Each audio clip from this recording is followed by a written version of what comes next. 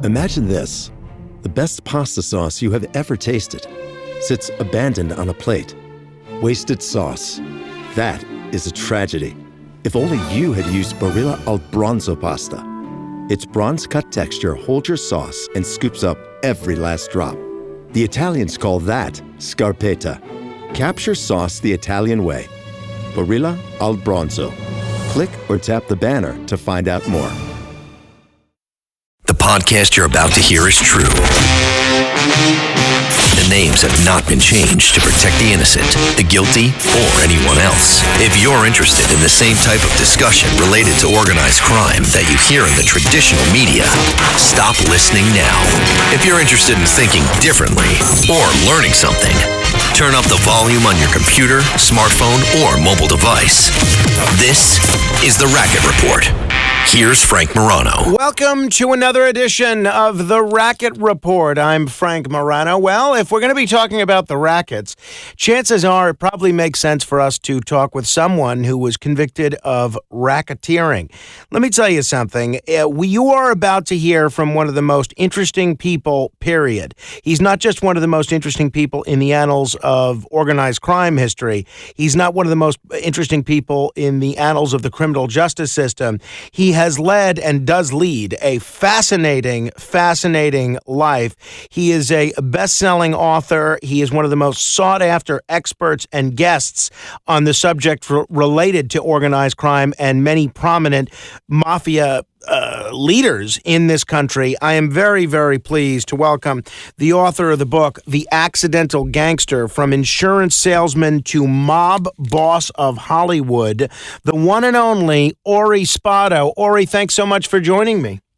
My pleasure, Frank. How are you this evening? I am doing just fine. I really can't recommend your book enough. It's been read by law enforcement officials. It's been read by self-proclaimed mafiologists. It's been read by people who just like a good story, and they've all said just glowing things about it. And you can absolutely understand why, because there are just so many interesting stories that you tell in here. And the difficulty in interviewing someone like you is in terms of where to begin, because we could begin with your 62 months that you served in federal prison. We could begin with chronologically the beginning of your life. We could begin with the origins of your relationship with John Sonny Franzese. I guess, though, where I'll begin is with the title of your book, The Accidental Gangster. How does someone become an accidental gangster? You know, Frank, that originated in my head while walking the yard when I was in prison in Lompoc. Being an avid reader all my life, and right to this day, I still read every single day. I always have books on my nightstand next to me. I read myself to sleep every night. While in prison, I read over 300 books in my 62 months that I did. And not dreaming that I would ever write a book. But, you know, you got nothing to do when you're in prison but think. Think and do your time. And I'm walking the yard and said, if I ever wrote a book, I would call it The Accidental Gangster. And then let the people read the book and let them decide was it accidental or not.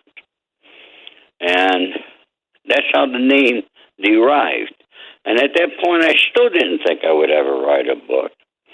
But because of a lot of things that I did in Hollywood, I happened to be represented by the most prominent entertainment law firm in Hollywood. And upon my release, I was having dinner at the Four Seasons with George Ham from the law firm. And I told George, different people from Hollywood were contacting me about doing a reality show, doing this show. And George just put down his knife and fork, and he looked at me, and he says, write a book. I know your story. You write a book, and we'll get a movie made. I said, George, I never wrote a book. He says, find a co-writer. Well, all the writers I know here in Hollywood are script writers. And writing a script and writing a book are two different things. So one day I just sat here and I said, how hard could this be? Could have a beginning, a middle, and an end. And I sat down, and I was about 2/3 of the way through with my book when I ran across an old friend that I went to high school who was a writer and wrote over 20 books, Dennis Griffin. And Dennis became, we called him co-author, but he was actually the editor of my first book. And that's how my book was born.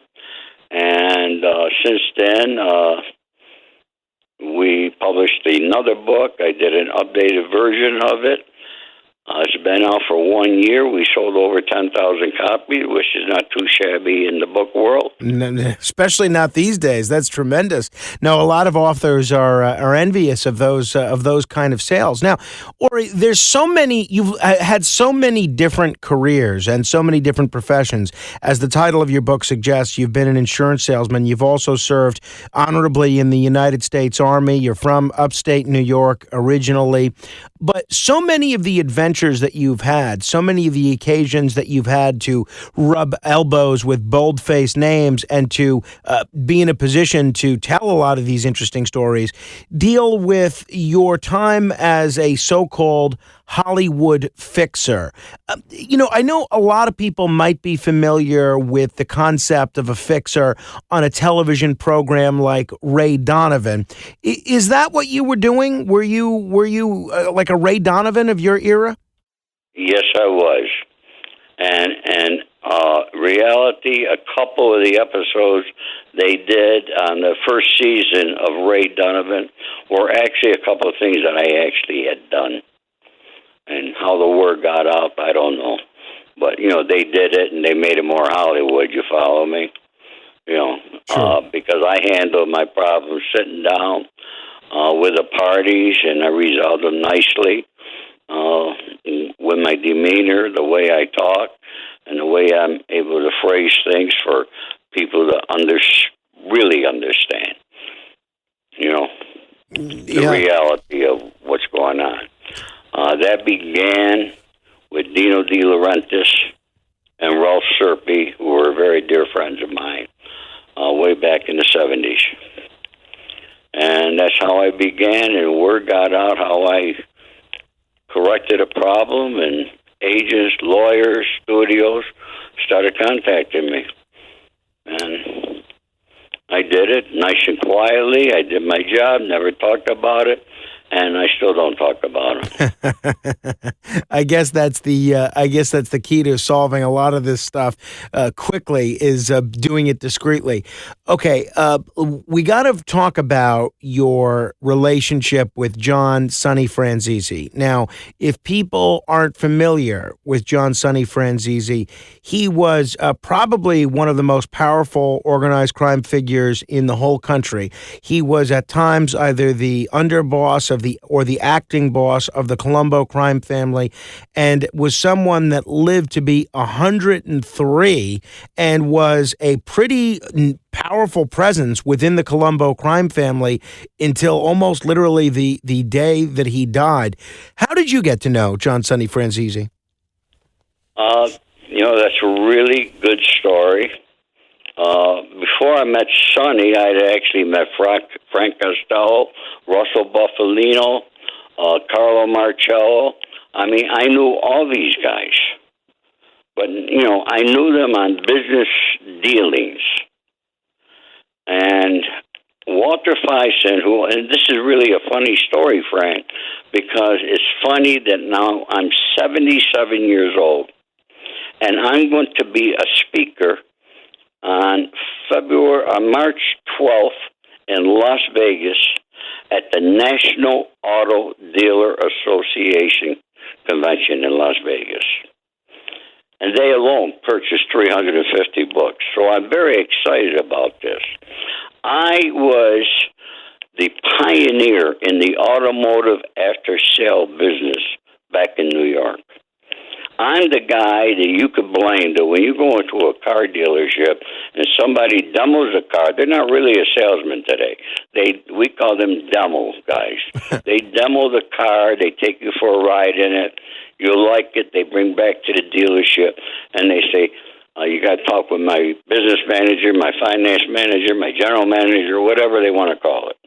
And that guy is going to take you, make the deal on the car, wants you to finance the car there through the dealership, and then he wants you buy the credit, life, and accident and health insurance, and buy the paint sealant, the rust proofing, the automobile alarm, the warranty, and the sun and the moon.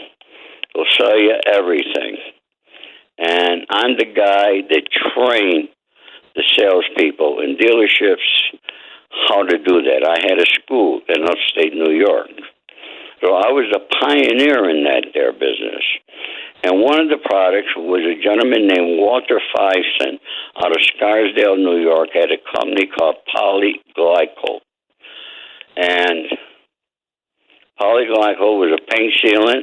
You might remember it. No need to ever shine your car again, guaranteed for 3 years.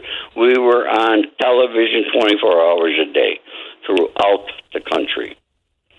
And that was one I took that on with Walter Fison. Walter and I became great friends. Out in Nassau County, out near where you live, he gave the distributorship there to his brother-in-law, who happened to be related to Michael Franzese. And Michael got involved with him, and they were stealing warranties from the bottom of the pack out of the home office. And they were selling a lesser product and calling it Polyglycol. And all of a sudden, Walter's getting these claims on warranty numbers that he had never issued yet. We found out it was Michael, and then death threats came, and Walter came to me. I was down in Pompano Beach. He was in Boca Raton by this time. And he asked me to come in and close Victor Potomkin Cadillac. Remember Victor Potomkin? Absolutely. Absolutely. Yeah. And we wanted that deal, and he asked me to come in to help him close the deal. So I flew in.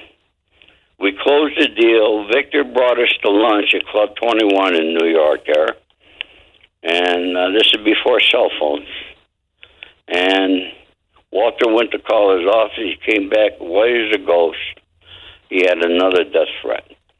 And he leaned over and he said, "Kid, I know you're wired in." He said, "You got to stay over." He said, "You got to find this something out about this." So I stayed over, and I called my friend Frank Russo. He told me to call Lou Perry. Lou Perry is the guy who discovered D. Martin and Jerry Lewis. And he was a casting agent on 57th Street. I called Lou. He called me back. He said, "I'll pick you up at your hotel at 7 o'clock. I remember this. It was yesterday. And we went to a restaurant on 2nd Avenue, Trattoria Siciliana. Immediately walking in, I knew it was a mobbed-up place. I had no idea who I was going to meet. And I just looked around. I could tell who's at the bar. I could tell who's who. I could tell where the FBI is sitting, where the other guys were sitting. And then he brings me in the back, and sitting at a big table was Sonny Franzese, with his wife Tina, his son Johnny, his daughter Gia, and his daughter Tina. He had his whole family there, everybody except Michael. Well, we're going to get to Michael in a little bit, but that was a relationship that you maintained with Sonny Franzese for decades, right? Right up until actually, I'm the guy who announced his death. I was the one who first announced his death. It's published. There are so many stories of criminal defendants that I know who have gone to prison because they've done something wrong. Sometimes their prison sentence doesn't reflect what they feel is their actual degree of wrongdoing. And then there are a lot of other instances, particularly in conspiracy cases, of people that I know who've gone to prison because they were associated with some people that were breaking laws. In your case, the 62 months that you did for a RICO conviction in which you were indicted alongside Sonny Franzese back, I guess, in 2008, do you believe that was because you did something wrong or illegal, or are you a victim of the relationships that you had with Sonny Franzese and others? Well, in all honesty, I believe the true reason that I got indicted was in 1997, the FBI out here were after me. They tried to get me to become an informant. They pressed me hard. And what I did was, instead of recording anybody else, I recorded the FBI. That was a big mistake. I ended up having 12 tapes of me taping the FBI. And I went on record. Sonny was in prison, and I knew I was going to get in trouble. And you got to remember something which most people don't realize. Here I am with Sonny Franzese back east. But out here, I was with Jimmy Hoffa, who was the underboss of the Los Angeles family. And it was like a crazy thing. When I'd be in New York, I stayed at the Warwick. Sonny was living with me at the Warwick. And when out here, Monday morning, Jimmy Hoffa came from Palm Springs, and he was living with me during the week up here, and he and I were doing things. But we went on record with Joe Todaro, the boss of Buffalo, with me taping the FBI. And Joe actually wanted me to keep doing it. But I knew I had to go on record because I knew I would get in trouble for it. Now, explain to folks what was your rationale. What were you trying to do in recording the FBI? Well, the FBI, they just wanted the Italians. I wanted to get, how they're only looking for Italians, how they're looking to, to create a problem, to bring somebody in on a conspiracy. That's what they do, okay? A lot of conspiracy charges are created by the informant. Like my conspiracy charge on cocaine, that was all started by an informant. And he brought me and the acting captain of the Colombo family, Michael Catapano, who Michael and I never discussed drugs. I was never in the cocaine business. And I would never go in the cocaine business. And Michael and I never discussed it, but that became two of the charges. Michael and I were both charged with cocaine conspiracy. And it was all created by an informant. The Sonny sent out here to Los Angeles. And at the same time he was sitting here, I took care of some Jamaican guys and Haitian guys. And there was a Jamaican boy named Ricky Lee. He was a big drug dealer, made a shitload of money. Had a big home up in Hollywood Hills. And I was actually godfather to his daughter. Mm.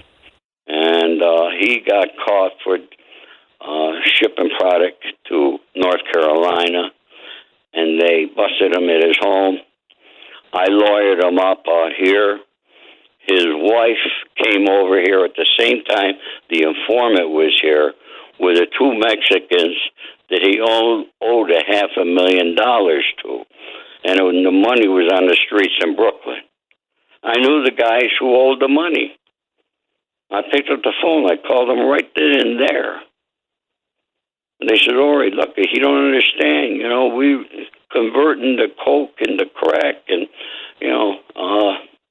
it's taking longer, but we got 100,000 ready. And the informant said, I got somebody. I'll send them right away. You got to remember, this guy, his name was Guy Furtado. Sonny endorsed this guy like you can't believe. Guaranteed him.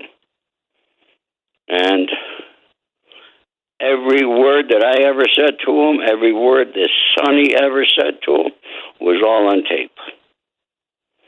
And that became a cocaine conspiracy charge on me when there was no intention. Because he starts talking, we picked up the $100,000. They never gave me the other $400,000. And there's another whole story, and I could tell you what happened with that $400,000. Why, Ori, did you choose to take a plea rather than take your case to trial? If I went to trial, I was going to go to trial. And I got very lucky that I got severed from the trial of Sonny Franzese. Because what happened, you got to remember, Sonny and I were very close. I mean, Sonny would call me for anything. And the words were, hey, buddy, you got to come in. I got to talk to you. And I fly in. You know, they call, you go. And this time, he didn't call me. And the informant was going back to New York and telling the captain, Michael Catapano, all the money they're going to make on this big cocaine deal with Ori. See, he was trying to get the Mexicans to give him 50 kilos every 2 weeks. And everything's going to go through Ori. I had no intention of doing this. And they weren't going to give us any product because they're still owed $500,000 from that's on the streets of Brooklyn. They're not going to get no product on the cuff until they get paid. So he's talking to Catapano, and he's got all these big numbers that Catapano thinks he's making with Ori. And I want you to remember, me and Michael Catapano never spoke about it. Never had a word about it. Never uttered a word about it to each other. Because it wasn't going to happen. I had nothing to talk about. But he was talking, and all this is on tape. And then Catapano's getting pissed off because time is going by. He's not seeing no money. And he's asking the informant, what's going on with this deal, Ori? And then the informant says, I think Ori's doing the deal and he's screwing us and not paying us the money. Well, Michael goes to his uncle, who is Sonny. And he gets permission to whack me. Wow. And I found that on a tape. That's how I ended up getting severed from the trial. That was a blessing. It was a blessing. And I remember the last time I spoke to Sonny while we were in prison. Sonny was out on bail. I didn't get bail. And he came in, and I'm sitting at the table in the courtroom. He's standing crying, hey, buddy, I hear you're upset with me. I said, yeah, I am upset. I said, you called me to come here to have a fucking cup of soup with you. I said, but you get word on this. You don't call me and ask me. If you did, we wouldn't be sitting here. We would have known that guy was an informant. I said, but Sonny, I'm a big man. I accept it. I take it. You know what I mean? And, you know, I didn't hold it against him. I'm a man. And we still remain friends. I was talking to him till a few days before he passed away. You're a better man than me, that's for sure. What was prison like for you? How did you find prison? Well, you know, first prison, you know, I mean, I was in Los Angeles and then Oklahoma, and then brought to Brooklyn. When I got to Brooklyn, of course, you know, I was with Tommy Gioli and a lot of the guys, good guys. You know Tommy. Absolutely. You know, and I can remember sitting at the table, and Tommy said, Ori, you got no fucking reason. You shouldn't be on this indictment. I said, I know that. I said, but I am.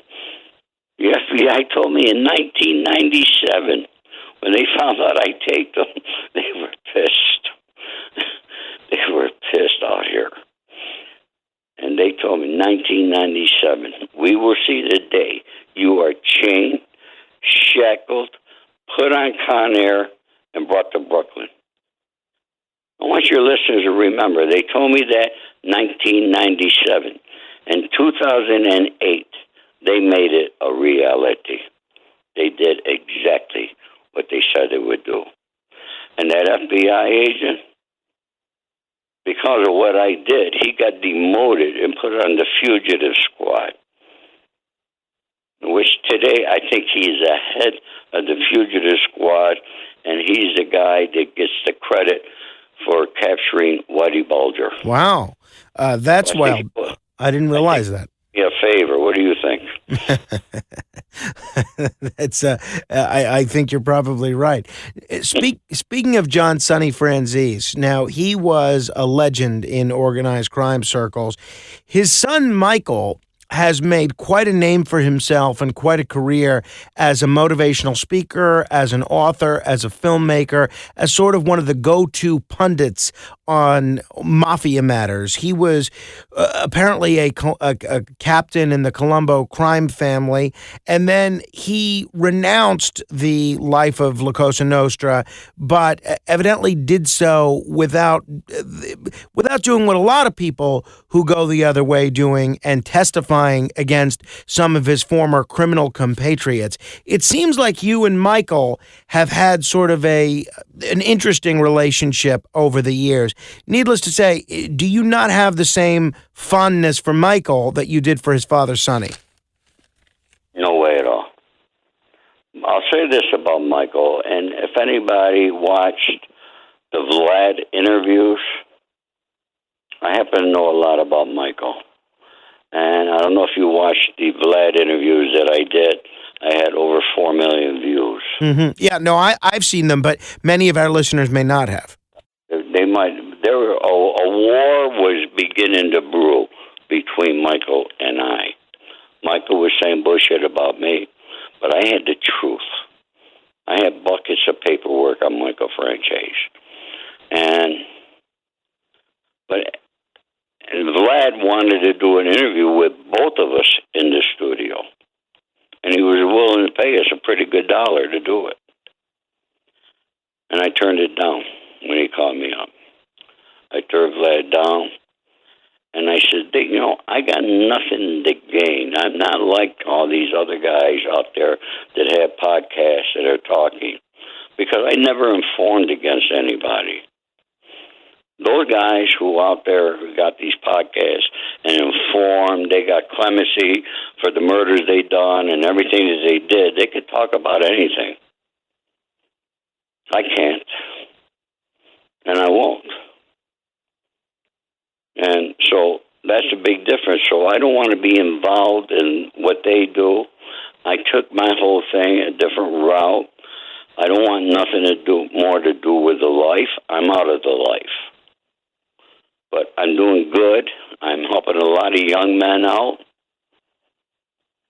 And so I did a video, and I ended the war with Michael Franzese. He and I had a few words over Facebook Messenger after that there. I'll give Michael a lot of credit for what he does do. He did supposedly turn to a religious guy. He's got a church. Michael... absolutely is a very intelligent guy. There's no question. He wanted to become a doctor originally, and he could have been a doctor. Michael was a smart guy, and I'll give him credit there. And that's about the most I'm going to say about Michael Franzese. Your burger is served, and this is our finest Pepsi Zero Sugar. Its sweet profile perfectly balances the savory notes of your burger. That is one perfect combination. Burgers deserve Pepsi. Fair enough. If people are just tuning in, well, I guess chances are if you've clicked on the podcast, you know who you're listening to. But we're talking with Ori Spado. He's the author of the book, The Accidental Gangster, From Insurance Salesman to Mob Boss of Hollywood. Let me ask you about that title, Mob Boss of Hollywood. There have been a few sort of infamous people over the years that have had that title as you have. People like Jack Dragna, people like Bugsy Siegel, people like Mickey Cohen. And then usually you're described as the sort of the fourth mob boss of Hollywood. Do you feel like that's an accurate characterization? Were you the mob boss of Hollywood? I never thought I was. But, let me tell you the story, how it began. The real boss out here, his name was Pete Milano. And like I told you, Jimmy Cacci and I were very close friends. Jimmy's brother, Bobby Milano, that a lot of people probably knew him. Bobby was a great singer. His real name was Charlie Cacci, from Buffalo also. He was married to Keely Smith. And Bobby passed away. He was very sick. I was going to put him up at the Queen Mary, give him his own room up there to sing on weekends and so forth. And he got so fast, he got sick. And I remember it was a Saturday morning. I drove down to the desert because I was leaving on Sunday to go to New York. And he was laying in his bed, and his sister was here, and his brother-in-law from Buffalo, Keely, everybody was at the house. And Charlie had told everybody he wanted to see me. And I went into the bedroom, I laid on the bed, I said, "What's up, Charlie?" I called him Charlie, everybody else called him Bobby. I said, "You're worried about your brother?" He says, "Yeah." I said, "Don't worry about Jimmy, Charlie. Worry about yourself. I want you to get better." I said, "I'm going to have you on the Queen Mary. You're going to knock the lights right out over there." I said, "Don't worry about Jimmy. I'll take care of Jimmy." And he grabs my hand and with both his hands. I will never forget. He says, "Ori, do you promise you'll take care of Jimmy?" I says, "You got my promise, Charlie." He says, "Because, Ori, your word is the best in the world." I'll never forget that. I left there crying. I flew to New York. I got there Sunday. I called Jimmy. Charlie had died. He passed away. They had a one-day service for him in the desert.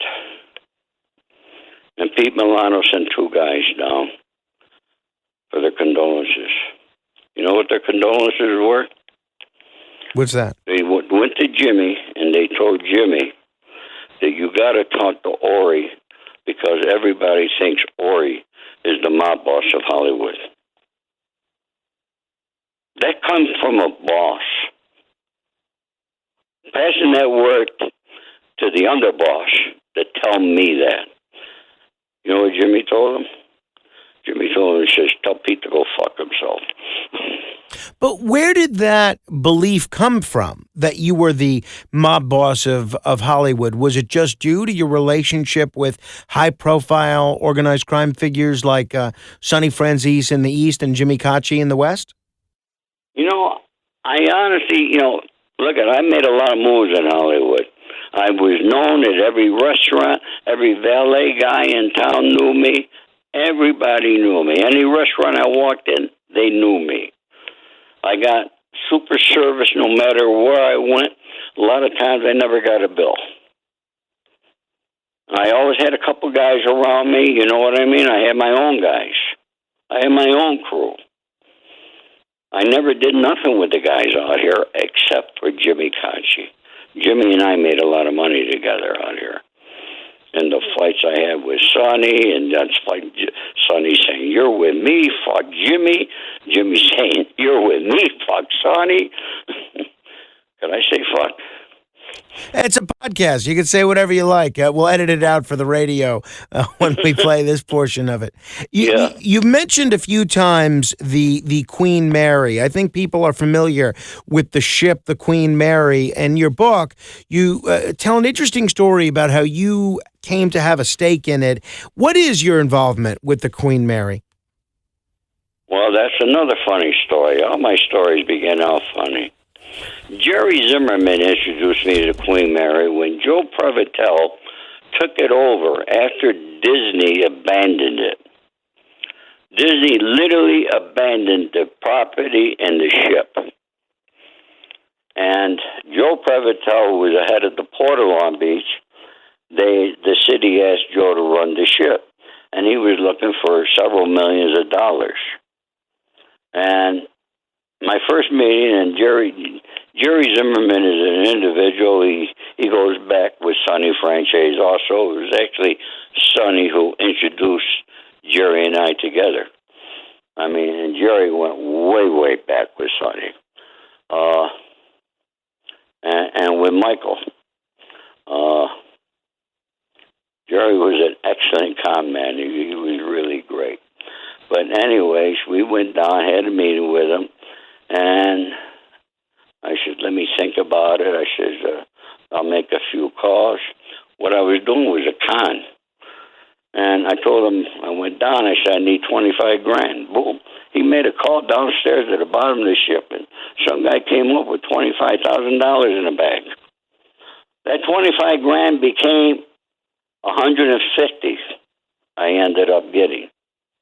And I was going back and forth to New York. They thought they were borrowing money from the mob. And I was really trying to get it for them. But obviously it didn't happen. There was no collateral because they didn't own the ship. They only owned the lease. At that time, the lease was only for 5 years, which is not enough to be able to borrow that kind of money on. And so what I did, I remember driving down there, and I looked at that big piece of steel dock there in Long Beach. And I said to myself, this you're fucking out of the life, Ori. And I went in there and made a deal with him that I would bring entertainment to the Queen Mary. And which I started doing. And I owed him half of that $150,000.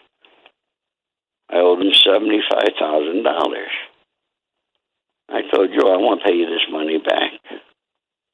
I said, well, you take a little bit, take 10% of my earnings as we go along. And then there's a story about how I got the Titanic exhibit.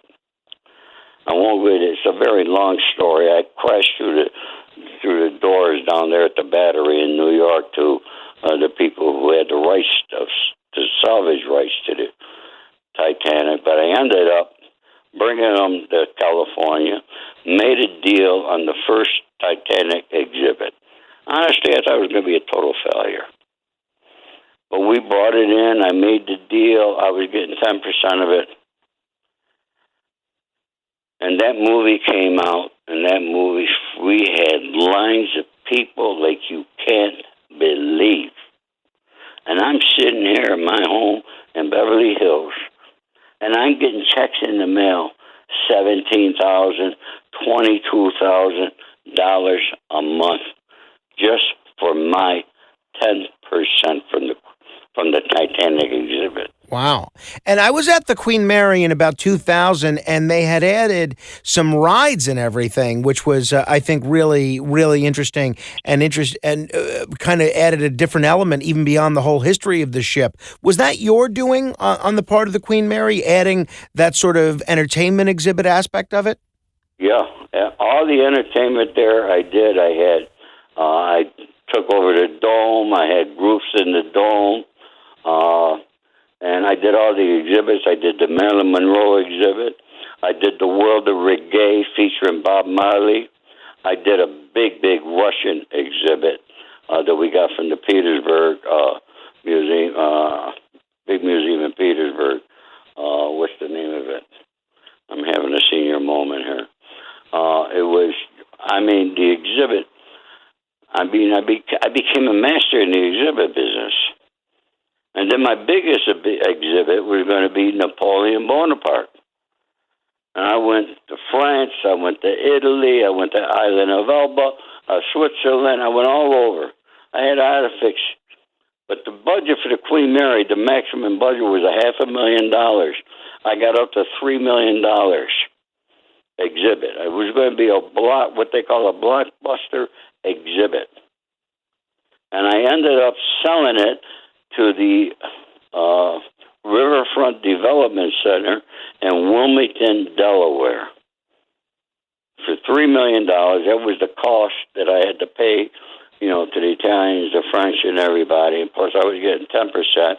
Plus, I got 10% of ticket sales and of souvenirs. and we figured it would have done another $30 million. And I was waiting for the down payment, and guess what happened? What's that? The planes flew into the Trade Center in New York. Boy. That day, killed everything. I still got what we were going to do with that Napoleon Bonaparte exhibit. It would have been fantastic. But anyways, that's all in the past. Nothing I could do. Ori, let me go through a couple of names with you quickly of folks that you have known and get your sort of 60-second take on each of them. A lot of people have seen the Netflix film The Irishman, the Martin Scorsese film.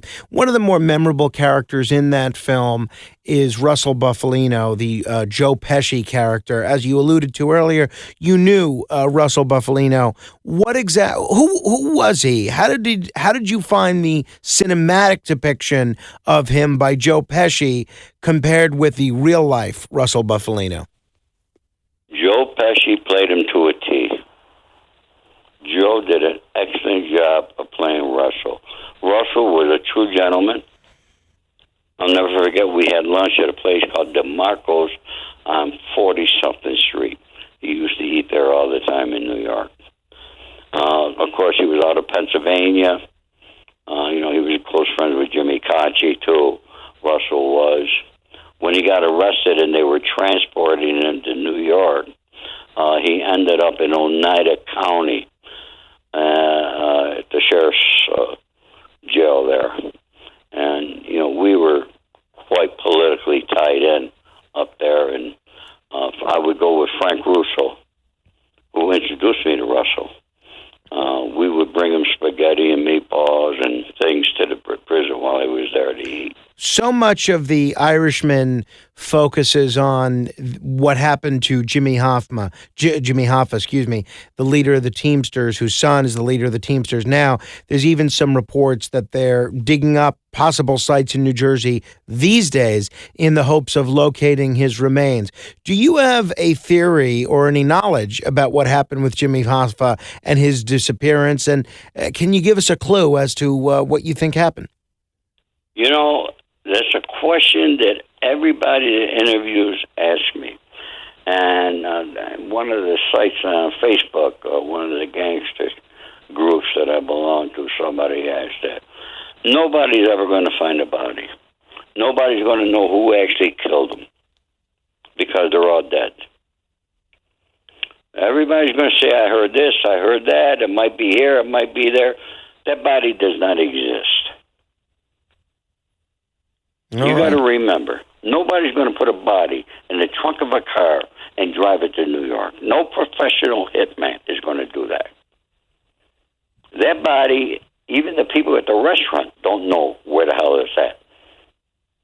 There were probably two people who knew, and they got rid of that body. Did it go through a crematorium? Did it go through a wood chipper?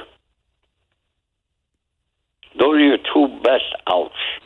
But more than likely, he could have been buried. And remember, back in those days, there were a lot of people bodied. There were double bodies and a lot of coffins because everybody knew somebody in the funeral director's business. So that body's never going to be found. You also mentioned Frank Costello. How did you get to know Frank Costello? He's sort of a legendary figure in early American mafia circles. He's been called in some circles the prime minister of the mafia. How did you know Frank Costello? I got to meet Frank Costello also through Frank Russo. Frank Costello had a brother that people don't talk about. His name was Eddie. Eddie was a real tough guy. And Frank was everything that people say. He was a gentleman like you can't believe.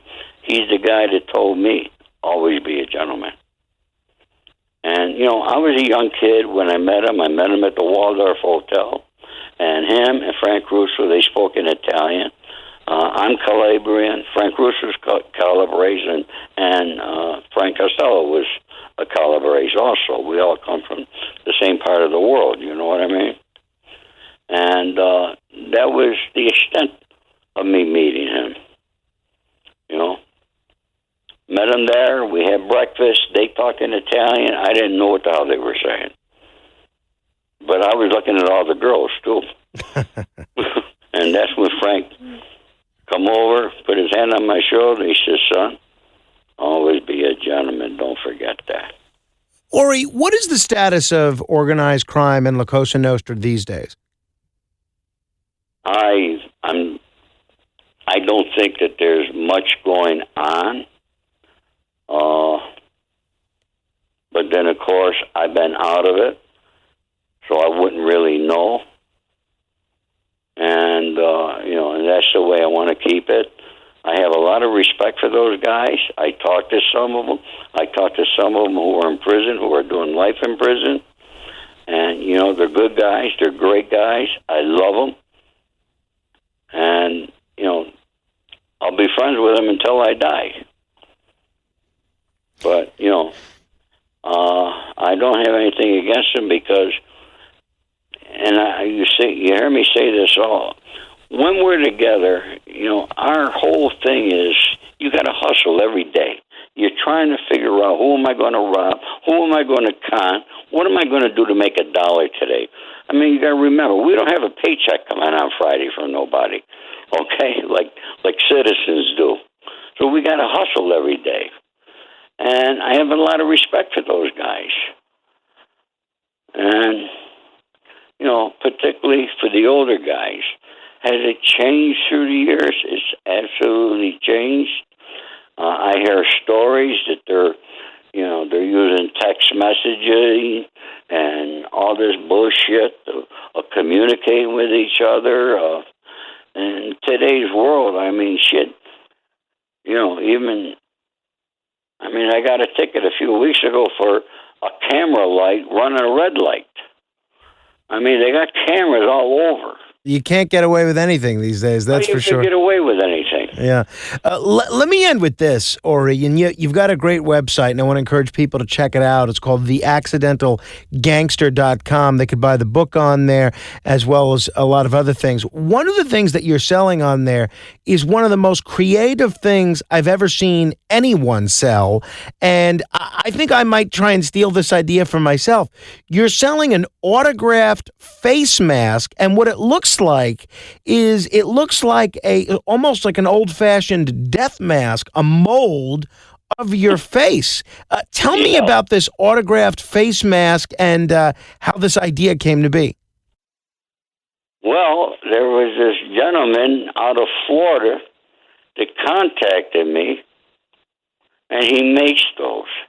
And he happened to have an old one of Frank Sinatra. And this guy on his own, he was going to Las Vegas. He was doing one on the lawyer there, Oscar Goodman. Everybody knows who Oscar Goodman is. Close friend of mine, been a regular on my programs over the years. Yeah, so Oscar Goodman, which, by the way, Oscar is doing a recipe for a cookbook by a girl named Sandy Costa.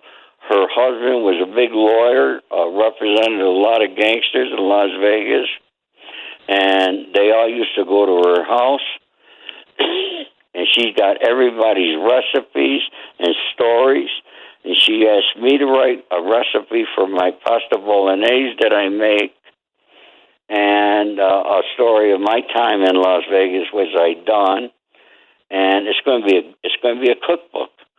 I mean, she got Tony Spolaccio, she got Oscar Goodman's, his favorite food, all right? And, I mean, it's going to be an amazing book, and I wanted to put that out and let people know. Watch out for that book that's coming out this year. That should be something.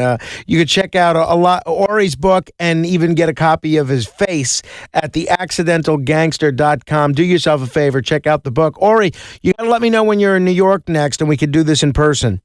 That'd be beautiful, Frank. Thank you. I love you. Likewise, my friend.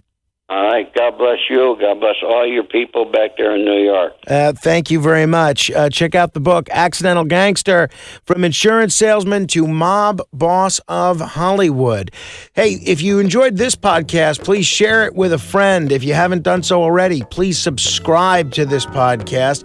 Until the next time we meet in cyberspace, I'll see you on the radio.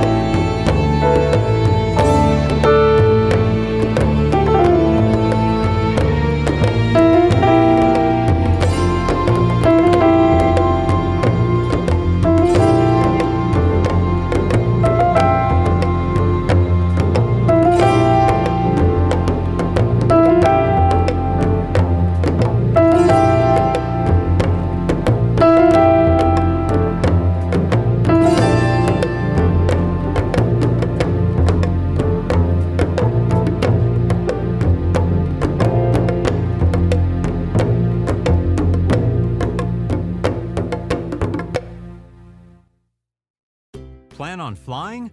It's time to upgrade to a real ID. Because in order to board domestic flights, your driver's license or state-issued ID must be a real ID, or you'll need another acceptable form of identification. So don't wait. Find out how to get your real ID at tsa.gov/realid. That's tsa.gov/realid, or visit your local DMV. And then you'll be cleared for takeoff.